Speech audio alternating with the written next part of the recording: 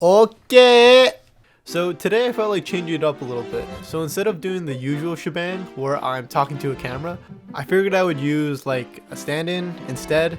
So out of all the characters and like Sonic OCs out there, who do I pick to represent me? Pikachu! Everything okay? Pikachu! Turtwig!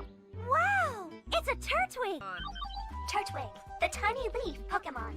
Oh yeah, we're using Turtwig! Recently I've noticed a lot of people around my age have been increasingly interested with nostalgia. Shows, games, or really any form of media that brings them back to a time where time kind of moved like this.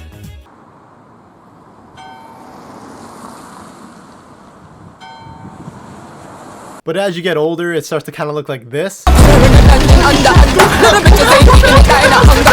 I can remember so many different shows and different forms of internet media where it just resonates with my inner child. Which, and I hope I'm not alone on this, I find I carry way too close to myself sometimes. Like I'll find myself holding a lightsaber in my room at like 2 a.m. in the morning and I'll think I'll be doing this.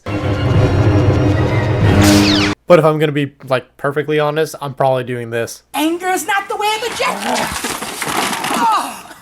Although, I don't think this is some kind of new phenomenon. Some people just don't like getting older. I mean, personally, I hate thinking about the future and how literally anything could happen between right now and like my next meal. And now with the internet, it's so easy to look back on what made you really happy in your youth.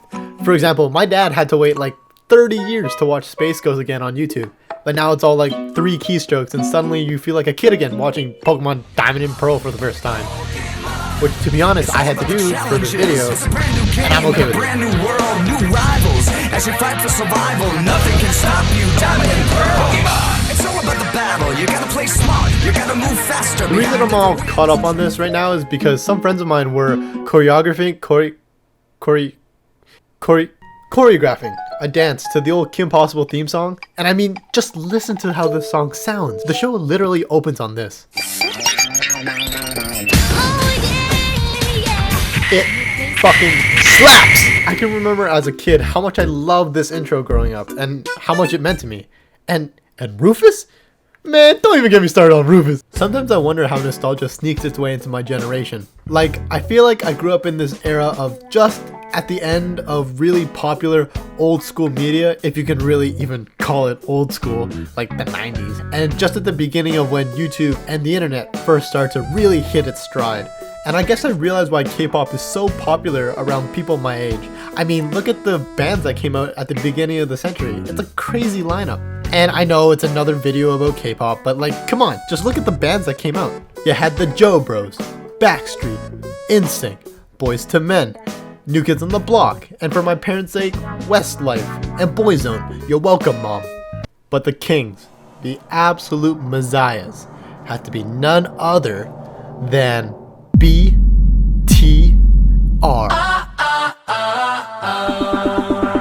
Big Time Rush, that's right everybody. Big Time Rush was probably my first real exposure to the concept of boy bands. You had Kendall, the all-around one, kind of like your Mario. You had Carlos, the off-meta crazy one.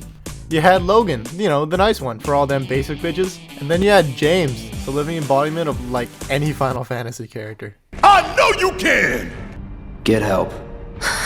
But put them together and these guys were insane. There are so many songs that I can remember liking when they were released during like this weird meta show that they had where it's actually like them but they're playing themselves in like this weird like metaverse, I don't know. But at least it gave us Gustavo.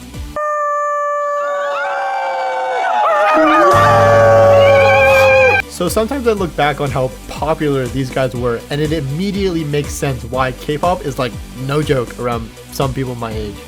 1D, 5 Sauce, that other one, these guys are basically baked into the childhood of so many different people that just want to relive their childhoods.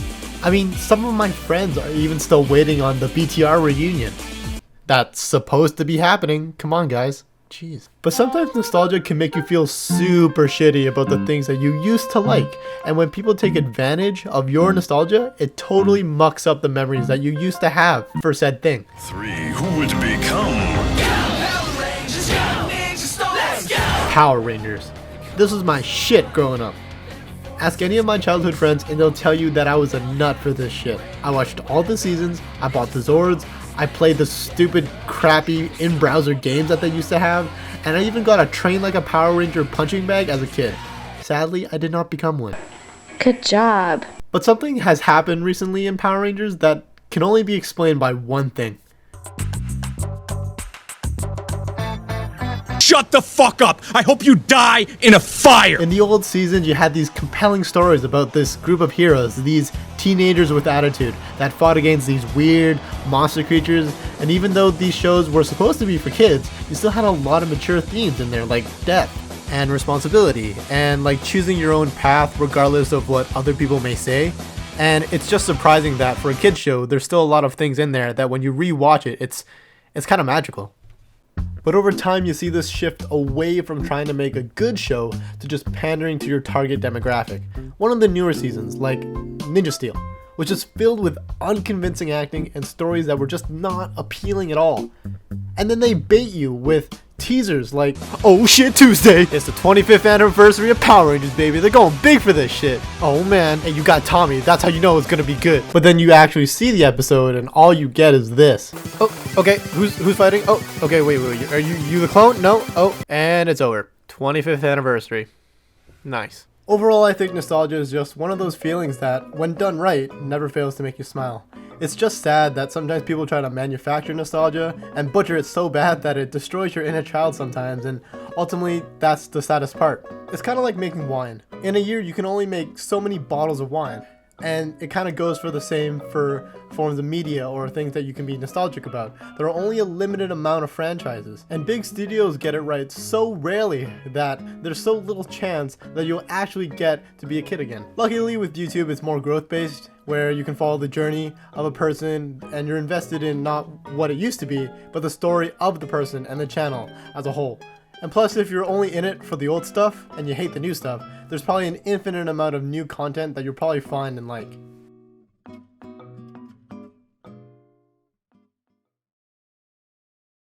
Oh, wow. That was fun. I really enjoyed that. It was kind of a mixed bag at first when I started recording this, and I didn't really know how it was going to turn out. Just because there's, it's a new style and I'm not really used to this, and kind of doing the voiceover work, I've had to do like hundreds and hundreds of takes on these lines, even though I've written it out and I feel really confident with it. I don't know, I'm just not really used to speaking into a microphone and like not breathing into it really heavily and stuff like that. But anyways, I hope you enjoyed, and yeah, thanks so much for watching. Bye.